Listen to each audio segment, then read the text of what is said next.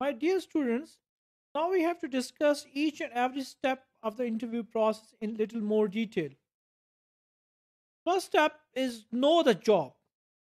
To select the right person, it is a responsibility of an HR manager and line manager to know the job to be filled. If they have a knowledge about the job and they know that how to fill the job, then it is a great thing. Otherwise, how can an accurate match be obtained? If you don't know the job, how can you evaluate the individual and then match the individual with the job? So it is better to know the job first, and then you can evaluate the individual, and then you can match the individual with the appropriate job. So it is very much important to know the job. The job description should list the job responsibilities. We already studied it in detail. Determine reporting relationships. Identify where the position fits into the organization. So, such kind of informations are given in detail in the job description. Analyze the organizational climate and its impact on the job. It is very much important to analyze the organizational climate so you can identify the right individual which can be fit in to that particular organizational climate, and determine aspects about the job that makes it unique, such as a regular international travel. Research indicates that when job information is used to develop interview questions as well as to evaluate the applicant's answer, the validity of the interview is enhanced. So, what you want to enhance the validity of the interview. And if you want to enhance the validity of interview, it is better to get maximum information, and you have to develop the interviewer question so you can evaluate the applicant's answer. Moreover, interviewers who are given more complete job information make selection decisions with higher inter-rater reliability. Finally, there is some evidence which indicates that job incumbents may be perceived as more credible interviewers by applicants than interviewers from the HR department.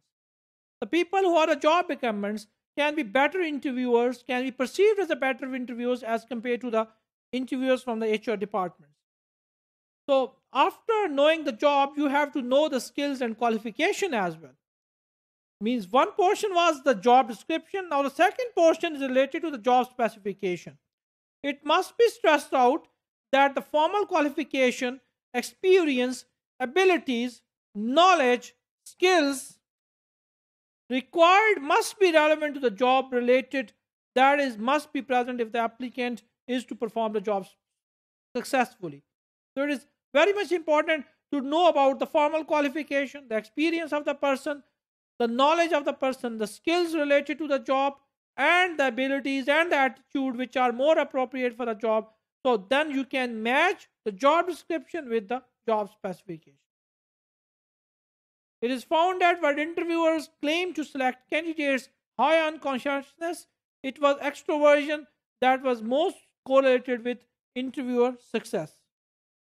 This suggests that interviewer may not be addressed assessing the right characteristics and thus not hiring the best candidates. If you as an interviewer are not assessing the right characteristics of an individual appropriate for any particular job, how can you fill the position with the best possible candidates?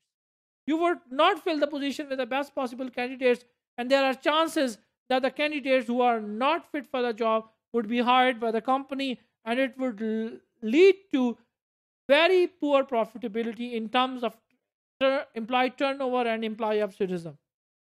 A combination of screening devices such as a personality test and work sample test should be used to reduce the discrepancy between desired and actual selection criteria.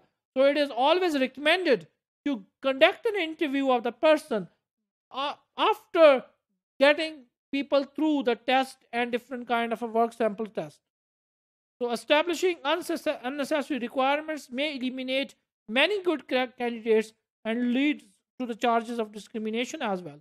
So requirements should be reduced to 4 or 5 critical elements that are absolutely essential and can be clearly shown to be job related. So the elements need to be very much related to the job, and then it would help you to select the appropriate candidates.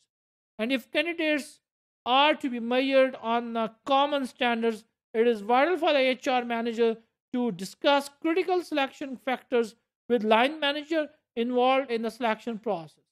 So you have to discuss the critical factors with a line manager as well, because the line manager actually has to adopt the person in their department or in their section. So it is a responsibility of HR manager to discuss the critical factor with the line manager, so you can go for the hiring of the best possible candidates for any particular position in your organization.